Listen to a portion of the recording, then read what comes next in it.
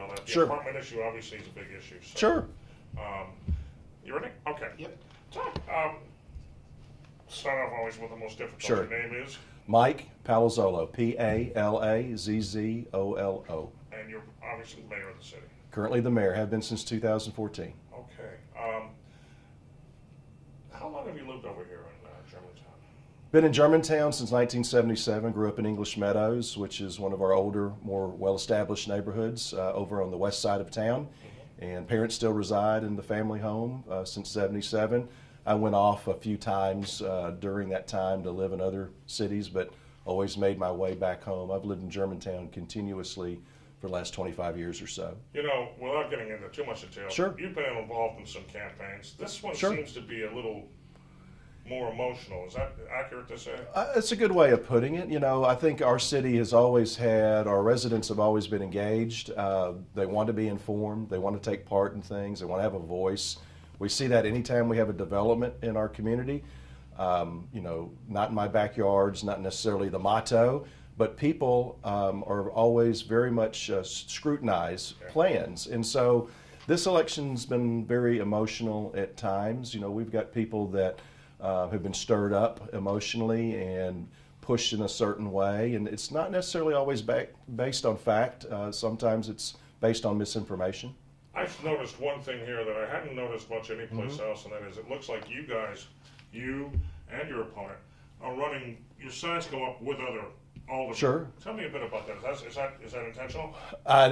Not necessarily by me. You know, we form leadership in different ways, and also people have different thoughts behind things. I think that my opponent and his team, so to speak, have formed that early, and others that are not part of that team have kind of come together. And you know, I'm supporting people, and this is my 6th election. There are yard signs in my yard. What you have to do is drive by my house, and you'll know who I'm supporting from a national standpoint, and a state standpoint, and a local standpoint. Tell me something. In the 6 terms, what are you most proud of? Well, I'll tell you what. I served as an alderman for most of that time, and the city has always had a very much high priority on public safety. To give you a kind of a comparison point and a baseline, 1990 we had 44 commissioned police officers spread over 4 districts, 33,000 people. Today we have 7 police districts. I've been responsible for adding 2 of those. We have 103 officers. We have 40,000 people. We've grown our population 16%, but we've grown our police department 256%. And that's because, not because we have a crime issue, Mike, it's because people want to stay ahead of it. Last year crime was down in our community, 17 numbers over 16 numbers, 3.7%. So we're a very safe community, but how do you stay safe? You continually add policemen, we add patrols, we add cruisers, we add coverage, and that's what people want in this community, first and foremost. It has been that way for 30 years. I'm not changing that. Tell me about your growth, because that's kind of an issue here. We're talking about growth, about apartments. Sure. And some who claim Germantown is Germantown because there's not a whole lot of, there's not a whole lot of apartments up there. Sure. We've had apartments in this community for half a century, since the 60s. Right now we're under an apartment moratorium that I brought forward because we were being inundated by developers approaching the city to put apartments in our community. Can you handle a community or 2 at a time of a multifamily? The answer to that is yes. We've seen that over time. But you can't handle 6 or 8 requests at one time. So as the leader of this community, I put forth an apartment moratorium to manage that growth, to be able to control the growth, to better understand what it'll do to our infrastructure and to our resources. We have something called Thornwood Village that's just a little bit to the north of us here at City Hall, 28 acres, roughly all mixed use. So you've got residential, single family, you've got multifamily, very high-end luxury apartments. You've got lofts over businesses. You have lodging, retail, restaurants. That little 28 acres is going to produce $1.5 million in revenue for the city. That pays for our new elementary school, literally dollar for dollar. The new elementary school debt service is $1.45 million a year. Those 28 acres out of roughly 12,500 in our city pays for it, dollar for dollar. That's pretty important in a community that's landlocked. You know, your opponent says, I want people who have skin in the game, not necessarily renters. How do you Sure. that?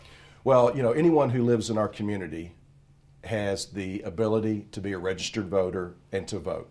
So, whether you live here in a single family home or in a townhouse or a condominium or an apartment, or you rent a house, you are able to be a citizen of a community. You get to use all of our services. Apartments actually pay 40% property tax, and it translates into their rent. But saying that, I want us to be residential first. That's why I put in place an apartment moratorium in our city, so we could better understand what it means from an impact standpoint. See, that's kind of what makes Germantown what Germantown Sure. is, isn't it? Sure, without a doubt. We're at 90% residential. The other 10% is made up of, again, some form of multifamily. We have roughly about 10% of our total land mass is made up of commercial areas.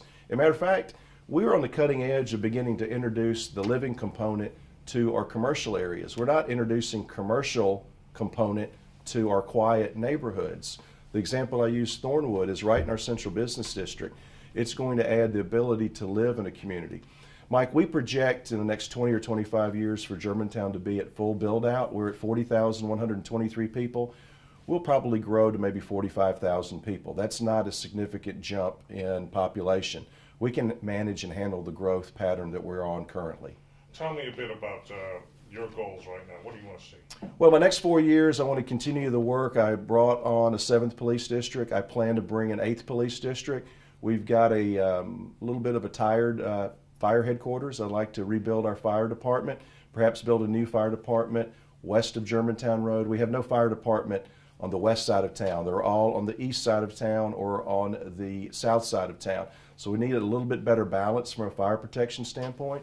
I want to continue to fully fund our schools. We actually fund our schools 3 times what the state mandate is, and that translates into having the #1 ACT score of any public school in the state of Tennessee. We have the best school district, and these are numbers from the state gives us, of any district in the state of Tennessee. We've built a new annex at Riverdale School, a new middle school wing. We're building a new elementary school wing. Once that's open in 2019, we'll have no more modulars, no more portables. Matter of fact, we will have net new seats, even when the new school is open, to take care of the little bit of crowding we have.